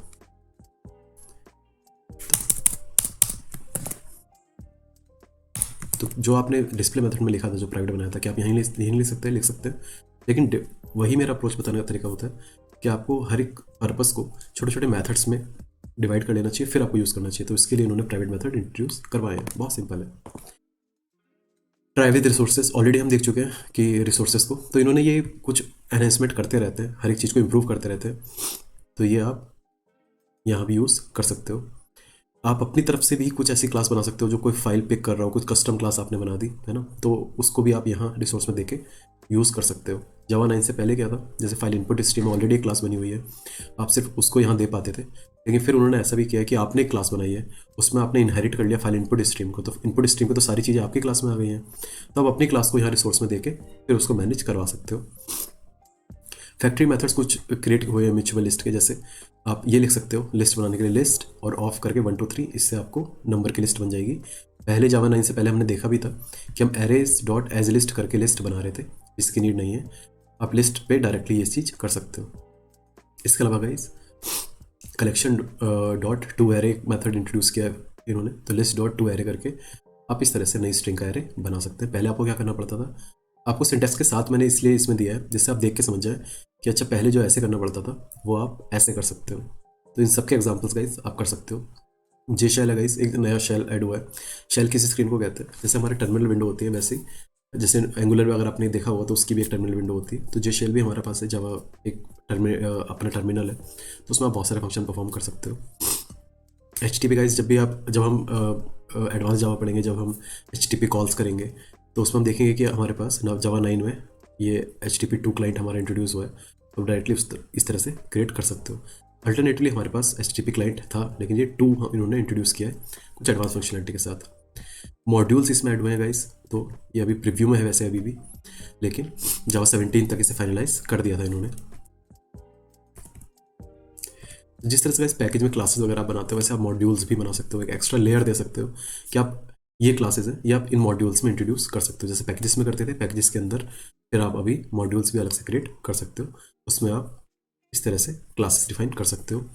जावा 10 में लोकल वेरिएबल टाइप इन्फ्लुएंस दिया, यानी अभी तक जो हम जावास्क्रिप्ट में देखते थे कि वेरिएबल हम यूज़ कर पाते थे, वो अब जावा 10 से आप ये वेरिएबल यूज़ कर सकते हो, यानी आपको पहले से डिफाइन करने की नीड नहीं है कि ये स्ट्रिंग है या इंट है, आप वेर करके दे सकते हो और वो इसकी वैल्यू के बेस पे इसको नम को डिफाइन कर देगा कंपाइलर कि एक इंटीजर है, एक नंबर है ना। पहले आपको क्या करना पड़ता था, कुछ इस तरह से लिखना पड़ता था, लेकिन अभी आपको वो करने की नीड नहीं है, तो डायरेक्टली वेर यूज़ कर सकते हो, यानी वेरिएबल यूज़ कर सकते हो। इस वेरिएबल को इन्होंने लैम्डा एक्सप्रेशन में भी यूज़ करने की फीचर दे दिया है, पहले आप नहीं कर पाते थे। HTTP क्लाइंट में भी वेर को आपने यूज़ करने के लिए यूज़ कर सकते हो, यानी जावा 10 ने जो वेरिएबल इंट्रोड्यूस किया है उसको हर जगह उन्होंने इंटीग्रेट कर दिया ऑलरेडी। तो बहुत ज़्यादा यूनिक चीज़ नहीं है, ऑलरेडी हम दूसरी प्रोग्रामिंग लैंग्वेज में ये देख चुके हैं, लेकिन जावा सबसे कॉम्पिटिट करता है, तो उसने वेरिएबल इसमें इंट्रोड्यूस कर दिया है। इसको इन्होंने आगे एक्सटेंड किया जावा 11 में भी, जैसे आप देख पा रहे हैं कि लिस्ट के लिए भी इन्होंने फिर यूज़ किया कि आप इस तरह से भी क्रिएट कर सकते हैं। HTTP क्लाइंट हम ऑलरेडी देख चुके हैं, पहले हमें ये करना पड़ता था, लेकिन HTTP क्लाइंट हमने ऊपर भी देखा था। तो गाइस जितने भी इंप्रूवमेंट होते रहते हैं वो उसको नए जावा वर्जन में फिर से इंट्रोड्यूस करते हैं कि आप HTTP क्लाइंट अब यूज़ करके देखेंगे तो आप इस तरह से, जो आपको पहले इतना लिखना पड़ता था वो आप डायरेक्टली इस तरह से लिख सकते हो। फाइल हैंडलिंग में गाइस क्या किया है, फाइल्स एक क्लास है, उसका रीड स्ट्रिंग करके और इस तरह से आप गेट कर सकते हो किसी भी फाइल को, तो डायरेक्टली आपको स्ट्रिंग फॉर्मेट में वो दे देगा जितना भी करेक्टर है। यानी बहुत शॉर्टकट तरीका हो गया है। पहले आपको क्या करना पड़ता था, बफर रीडर या कुछ इस तरह के रीडर हमको करेक्टर स्ट्रीम के लेने पड़ते थे और फिर उनको लूप लगा के, वाइल लूप लगा के, जो हमने एग्जाम्पल किया था इस तरह से रीड करना पड़ता था। वो शॉर्टकट हो गया, आपको डायरेक्टली इस तरह से आप रीड कर सकते हो। बहुत अच्छा एग्जाम्पल है, ये आप जरूर ट्राई करना, ये आपको बहुत ज़्यादा टाइम भी बचाएगा, एफर्ट भी बचाएगा। तो इसका एग्जांपल गाइस आप करने वाले और आप मुझे बताने वाले कि आप ये कर पाए या नहीं कर पाए। नहीं कर पाए तो आप कमेंट छोड़ दीजिएगा, मैं इसका पूरा एग्जांपल आपको करके दिखाऊंगा। इनके एग्जांपल मैं इसलिए नहीं कर रहा हूँ गाइस क्योंकि बहुत छोटे एग्जांपल है, कुछ आपकी प्रैक्टिस के लिए छोड़ रहा हूँ। अभी ये प्रैक्टिस करना बहुत ज़्यादा इंपॉर्टेंट नहीं है, जावा 8 तक आपको प्रैक्टिस करने की नीड है, लेकिन आपको पता होना चाहिए कि नए जावा में क्या क्या चीज़ें इंट्रोड्यूस हो रही हैं। ये आपकी नॉलेज को एक्सटेंड करेगा, जो कि एक प्लस है हमेशा। बाकी डेवलपर्स से आप कैसे आगे निकल सकते हैं, तो उसका तरीका है कि आप अप टू डेट रहें हमेशा। और IT इंडस्ट्री हमेशा ऐसी है, जब आपकी लर्निंग कभी ख़त्म नहीं होती, आपको जो भी जावा जिस तरह से अपडेट होता जा रहा है, आपको एक आई हमेशा उस पर रखनी है कि क्या नई नई चीज़ें आ रही हैं। और ये हर एक प्रोग्रामिंग लैंग्वेज से रिलेटेड, आप एंगुलर करते हैं तो आप हमेशा जानते रहिए, कम से कम आपको पता होना चाहिए, साउंड नॉलेज होनी चाहिए कि क्या नई चीज़ें इंट्रोड्यूस की जा रही है। सिंगल लाइन इफ़ निकाला गया, इन्होंने बहुत ज़्यादा कुछ बड़ा चेंज नहीं है, लेकिन सिंगल लाइन में आप ये इफ़ लिख सकते हो इस तरह से। पहले आपको इस तरह से लिखना पड़ता था, तो यानी सिंटैक्स का सिंप्लीफिकेशन किया है। 4 को भी सिंगल लाइन में इन्होंने ऐसे किया है, पहले आपको बॉडी देनी पड़ती थी, अब आप डायरेक्टली ऐसे लिख सकते हो सिंगल लाइन के लिए। जितने भी एग्जांपल गाइज ऊपर है, अगर आपके पास टाइम है, अगर आप एक्स्ट्रा करना चाहते हो तो हर एक एग्जांपल आप, मैंने ये सारे एग्जांपल किए हुए हैं, लेकिन अगर आपको कोई ऐसा लगता है कि ये एग्जांपल मुझसे नहीं हो रहा है या फिर इसका एक एग्जांपल आपको चाहिए, तो आप मुझे कमेंट कीजिए, उस पर पूरा एक एग्जांपल आपको अलग से वीडियो बना के दिखा दूंगा। जावा 12 में गाइज स्विच एक्सप्रेशंस को इन्होंने एक्सटेंड किया था, यानी स्ट्रिंग इसमें आप इस तरह से यूज़ कर सकते हो ना। पहले आपको क्या करना पड़ता था कि इफ़ लगा के इस तरह से लिखना पड़ता था, लेकिन अभी आप इनमें एनम टाइप की वैल्यू दे सकते हो। एक बहुत अच्छा एग्जांपल, इन्होंने बहुत अच्छा फीचर ऐड किया जावा 12 में, टेक्स्ट ब्लॉक्स। तो गाइस क्या कर सकते हैं, जैसे पहले अगर आप स्ट्रिंग को, आप अगर स्ट्रिंग जावा में लिखना चाहते हैं किसी कोई HTML टैग्स वगैरह, तो आपको सेपरेट करके लिखना पड़ता था इस तरह से प्लस प्लस करके। लेकिन अभी इन्होंने क्या किया कि जितना भी आपका इस तरह का डेटा है, आप 3 सिंगल कोट लगाइए, उसके अंदर आप पूरा वो टेक्स्ट ब्लॉक दे सकते हैं, आपको बीच बीच में प्लस करने की नीड नहीं है। तो बहुत अच्छा फीचर है ये, जब कमर्शियली यूज़ होने लगेगा तो ये फीचर आपको काफ़ी बार प्रैक्टिस करने की नीड पड़ेगी, I hope. Additional Unicode character support, तो गाइस कुछ और यूनिकोड, हमने यूनिकोड की बात की थी, है ना, तो हमने जाना था कि इसमें 128,000 कैरेक्टर्स सपोर्ट इसमें आता है ना। एक दूसरा यूनिकोड, एक दूसरा डिकोडिंग इनकोडिंग सिस्टम भी था, तो उसका गाइस आप नेम बताइएगा, मैं उसका नेम भूल गया हूँ एक्चुअली। यूनिकोड के अलावा एक और था, अभी मेरे माइंड में नहीं आ रहा गाइस। तो उसमें 128 कैरेक्टर थे हमारे, है ना, लिमिट, लेकिन इसमें 128,000 है। उसमें सिर्फ इंग्लिश का सपोर्ट था, इसमें सारी लैंग्वेजेस का सपोर्ट है। तो इस तरह से गाइस आप इमोजी वगैरह भी दे सकते हो, तो आप जरूर ट्राई कीजिएगा, बहुत काफ़ी इंटरेस्टिंग रहेगा ये एग्जाम्पल आपका करना। जावा 13 में गाइस क्या हुआ है, जावा 13 में जो डिफाइन हुआ था वो कोड बेसिस पे कुछ नहीं हुआ था, जावा की जो सॉफ्टवेयर है उसकी परफॉर्मेंस को इंक्रीज़ किया गया था। तो इसमें आप जो भी एग्जांपल देखने वाले हैं, ये देखिए, ये कुछ भी नहीं है कि ऐसा कुछ नहीं है कि इससे आपका जावा प्रोग्रामिंग में कोई हेल्प होगी। ये कुछ इस तरह की चीज़ें जिसने जावा की जो लेगेसी प्रॉब्लम थी या कुछ भी इस तरह के फ्लॉ थे उनको फिक्स किया है इन्होंने, गार्बेज कलेक्शन को इम्प्रूव किया है। तो इस तरह की चीज़ों ने इम्प्रूव किया है, यानी जावा का ओवरऑल जो भी फॉल्ट है उनको फिक्स किया है, प्रोग्रामिंग में कुछ इस तरह से इंटीग्रेट नहीं किया है। जावा 14 में गाइज इन्होंने, जैसे हमने देखा था ऊपर मॉड्यूल इंट्रोड्यूस हुआ था जावा 10 में, वैसे ही जावा 14 में इन्होंने रिकॉर्ड करके एक नई चीज़ ऐड की है। इसका एग्जांपल बहुत इंपॉर्टेंट होने वाला है। तो यानी जावा 17 तक अगर हम देखें तो variable, text blocks, modules and record, ये 4 फीचर है जो इस लेवल पे यूज़ होंगे, जैसे अभी लैम्डा एक्सप्रेशंस यूज़ हो रहे हैं जावा 8 में। तो अगर आप बोलेंगे कि रिकॉर्ड का एक एग्जांपल आपको देखना है तो मैं आपको इसको करके दिखा दूंगा, बहुत ज़्यादा कुछ कॉम्प्लेक्स नहीं है। जिस तरह से आपने जावा में क्लासेस, इंटरफेसेस, पैकेजेस वगैरह पढ़े, और मॉड्यूल्स और रिकॉर्ड्स भी कुछ इसी से रिलेटेड है। मैं बताऊंगा इसका एग्जांपल, अगर आपको देखना होगा तो बता दीजिएगा, तो मैं इसका एग्जांपल आपको करके दिखा दूंगा। Pattern matching for instance of, तो वैसे हमेशा आपको क्या करना पड़ता था कि अगर आपको देखना है कि ये जो ऑब्जेक्ट है ये कौन सी क्लास का है, तो जैसे ये ऑब्जेक्ट आपको मिला था, आपको देखना है कि ये पॉइंट क्लास का है क्या, तो आपको इस तरह से चेक करना पड़ता था। उसके बाद आपको उसको कन्वर्ट करना पड़ता था और फिर आप उसका ऑब्जेक्ट बना पाते थे। लेकिन अभी क्या करना है, आप अगर ऐसे लिखोगे तो ये जो P है अगर ये इसका इंस्टेंस वाकई हुआ तो पी में इसको ये कन्वर्ट कर भी देगा, तो आप पी को डायरेक्टली यूज़ कर सकते हो जैसे कि वो पॉइंट का ऑब्जेक्ट है ना। तो जो ये लाइन है इसको इन्होंने कम कर दिया है, डायरेक्टली इसी लाइन में इंक्लूड कर दिया है। तो यानी आपके कोड के लिए इन्होंने जस्ट इंप्रूव किया है। हेल्पफुल नल पॉइंटर एक्सेप्शन, तो गाइस ये एक फिफ्थ चीज़ है जो काफ़ी इंपॉर्टेंट होने वाली है। हर डेवलपर डरता है कि नल पॉइंट एक्सेप्शन ना आए, तो आप नल पॉइंट एक्सेप्शन पे इस बार गेट मैसेज कॉल करके आप इन्फॉर्मेशन और गेट कर सकते हैं कि एक्चुअली कहाँ नल पॉइंट एक्सेप्शन आ रहा है, क्या उसकी रूट कोज है, आपको डिटेल में पता चलेगा। अभी भी लॉग्स में वैसे दिख जाता है कौन से लाइन पे है, लेकिन गेट मैसेज में आप पूरा वो देख सकते हैं कि कौन सा वेरिएबल है और कहाँ से वो सोर्स हुआ था कि नल पॉइंटर कहाँ बनाया उसको, तो पूरी इन्फॉर्मेशन इसमें गेट हो जाएगी। यानी जावा 14 के बाद नल पॉइंट एक्सेप्शन इतना बड़ा डर नहीं रहेगा जो अभी है। जावा 15 में गाइस हमने नेस्टेड क्लासेस इंटरनल क्लासेस पढ़ी थी जैसे कोर जावा में, सील्ड क्लासेस का कॉन्सेप्ट भी इसमें ऐड हुआ है। तो जावा 15 से पहले अवेलेबल नहीं था। जावा 15 में आप सील्ड क्लासेस बना सकते हो। तो इसका एग्जांपल आप अगर आप देखना चाहते हो गाइस तो आप मुझे पिंग कर देना। तो जितने भी बोलोगे मैं कलेक्ट करके एक ही वीडियो में उन सबके एग्जांपल करके दिखा दूंगा। मैं एक जावा वर्जन इंस्टॉल करूंगा जो सबसे लेटेस्ट है, 19 कर लूँगा, या फिर 17 करना ज़्यादा बेटर रहेगा LTS, और उसके अंदर ही सारे एग्जाम्पल आपको करके दिखा दूंगा अगर आप बोलेंगे तो गाइस ये देख चुके हैं पैटर्न मैचिंग ऑलरेडी, इन्होंने फाइनलाइज कर दिया था। ऊपर से प्रीव्यू था, अर्ली डॉक्टर से डेवलपर्स के लिए था, लेकिन अगले वर्जन में इन्होंने देखा कि इसमें कोई फ्लॉ नहीं आ रहा है, इसमें कोई प्रॉब्लम नहीं आ रही है, तो इन्होंने इसमें माइनर चेंजेस के साथ पूरा इसे फाइनलाइज कर दिया है। जावा 16 में गाइस रिकॉर्ड्स में कुछ नए फीचर्स इसमें ऐड हुए थे और उसको प्रीव्यू स्टेज पर रखा गया था कि अब ये फाइनलाइज नहीं हुए हैं। तो 15 में जो हमने ऐड किया था, 14 में जो ऐड किया था रिकॉर्ड्स, उसमें जो बेसिक चीज़ें ऐड की गई थी, जब इसको इंटीग्रेट किया और अच्छे लेवल पे, तो उन्होंने उस स्टेज को फिर प्रीव्यू कर दिया कि इसमें जब पूरी तरह से फाइनलाइज हो जाएंगे फिर इसको रिलीज़ करेंगे। पैकेजिंग टूल गाइज ऐड किया जे पैकेज करके, तो जिस तरह से हम जार बनाते हैं है ना, उसी तरह से जे पैकेज यूज़ करके आप और अच्छी पैकेजिंग कर सकते हैं क्लासेस की। Second preview of foreign memory access API, तो सिस्टम मेमोरी करके इस तरह से एक मेथड है जिसको आप यूज़ कर सकते हो। इसे क्या कह रहे हैं, फॉरेन मेमोरी एक्सेस API। जितने भी आपको ये लग रहा है कि एग्जाम्पल चाहिए वो आप मुझे कमेंट कर सकते हैं। जावा 17 में गाइस 6 फीचर जो बहुत ज़्यादा इंपॉर्टेंट होने वाला है वो यील्ड होने वाला है। मतलब यील्ड में ये है कि जो स्विच केसेस आप यूज़ करते थे उसमें आप यील्ड कर सकते हो। जिस तरह से यील्ड मेथड क्या करता है, अगर हम देखें कि मल्टी थ्रेडिंग में हमने यील्ड को यूज़ किया था, तो वो क्या करता है, अलाउ करता है, टेम्प्रेरी पॉज लेता है, तो वो अलाउ करता है कि वो दूसरे थ्रेड को चलने दे। उसी तरह से यहाँ यील्ड क्या करता है कि उस केसेस को थोड़ी देर के लिए पॉज करता है एक्सिक्यूट करना, और आगे के केसेस को एवोल्यूट होने देता है। तो अगर आप बोलेंगे तो इस एग्जांपल भी मैं करके दिखा दूंगा आपको। रिकॉर्ड्स में कुछ और इंटीग्रेशन हुए और वो अभी भी प्रीव्यू स्टेज पे है। सीड क्लासेस में कुछ और इंटीग्रेशन हुआ, वो भी उन्होंने प्रीव्यू स्टेज में किया। एनम्स से कुछ गाइस, जैसे हमारे संडे मंडे ट्यूसडे या मंथ्स के नेम होते हैं, तो इनको एनम्स में हम देके और फिर उनको यूज़ करते हैं डायरेक्टली, क्योंकि ये कभी वैल्यू चेंज नहीं होती, मंडे हमेशा मंडे ही रहता है। तो ये कॉन्स्टेंट जो यूनिवर्सल हमारी रियल वर्ल्ड में एग्जिस्ट करते हैं उनको एनम्स में यूज़ करते हैं। तो एनम्स को इन्होंने और इंटीग्रेट किया, इसमें आप हेक्सा कलर दे सकते हो। गाइस एक कोड होता है जो आप किसी भी कलर की, बहुत सारे शेड होते हैं, तो उनको शेड को आप कंट्रोल कर सकते हो कि रेड हो तो कितना रेड हो, है ना, उस तरह से आप पूरी चीज़ दे सकते हैं। पहले आप किस तरह से करते थे, ऐसे करते थे, लेकिन अभी आपको सिर्फ डायरेक्टली इस तरह से आप यूज़ कर सकते हो। तो कोड शॉर्टन कर दिया इन्होंने। तो गाइस ये हमारा जावा 17 था।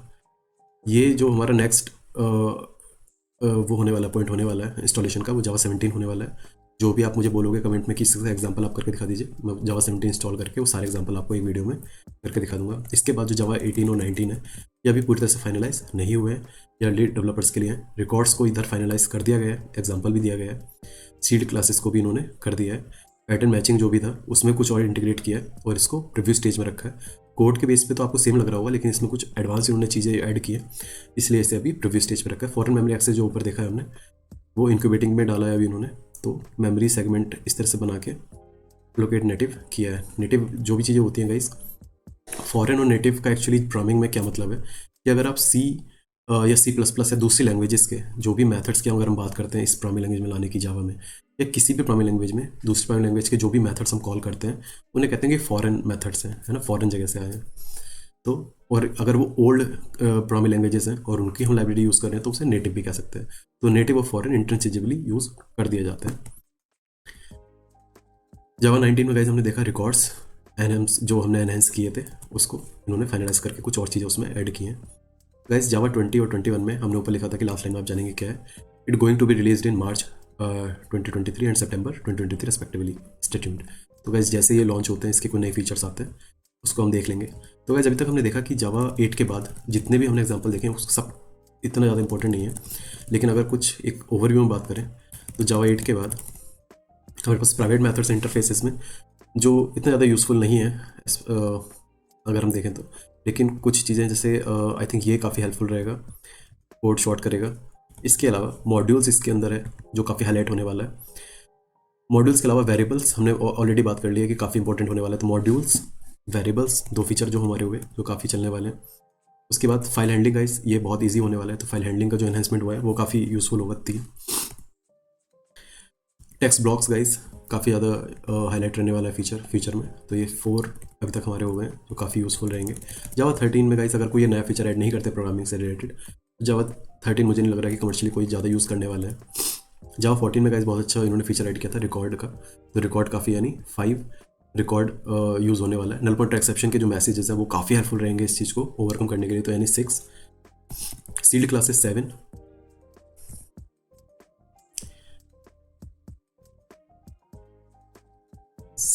तो गाइस ये 7 जो हमने चीज़ें बात की है, जावा 17 तक यानी next I think 10 to 15 years तक, आई थिंक 17 तभी तक आ पाएगा, या हो सकता है कि बहुत ज़्यादा स्पीड अप हो जाए डेवलपमेंट और जावा के नए नए वर्जन कमर्शियली यूज़ होते रहे, तो इससे आगे भी बढ़ सकता है। बट मुझे लगता है कि जावा का एक एक वर्जन को अपग्रेड करने में कंपनी में या फिर ऑर्गेनाइजेशंस में वो थोड़ा टाइम लेते हैं, क्योंकि अगर बार बार प्रोग्रामिंग लैंग्वेज को अपडेट करते जाएंगे तो जो नए चैलेंजेस आते हैं प्रोग्रामिंग लैंग्वेजेस में वो काफ़ी ज़्यादा आने लगेंगे, तो इसलिए वो जावा तभी अपडेट करते हैं जब काफ़ी चीज़ें उसकी प्रोग्रामिंग लैंग्वेज खुद कह देती है कि अब आप इसको यूज़ नहीं करो, सेफ़ नहीं है, और नए में इसको काफ़ी ज़्यादा इंप्रूव किया गया है।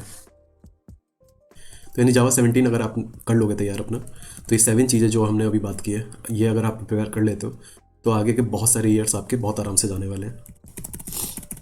इसके अलावा गाइस जिसका भी एग्जांपल आपको चाहिए, इन 7 का एग्जांपल तो मैं दूंगा ही किसी वीडियो में, लेकिन आपको लगता है कि इन 7 के अलावा की छोटी छोटी जो चीज़ें एनहेंस हुई हैं उसमें भी आपको एग्जांपल देखना है, तो आप मुझे कमेंट कर दीजिएगा, तो मैं उसका एग्जांपल आपको करके दिखा दूंगा। तो गाइस इस एक वीडियो में हमने कवर किया है जावा 7 से 21 तक का सफ़र। जितने भी आगे लेटेस्ट वर्जन जावा लॉन्च करता है जो इसी ईयर में लॉन्च होंगे, मैं उसको इन्फॉर्मेशन आपको डेफिनेटली प्रोवाइड करवाता रहूँगा। Thank you so much guys, कोई क्वेश्चन हो तो ज़रूर पूछेगा।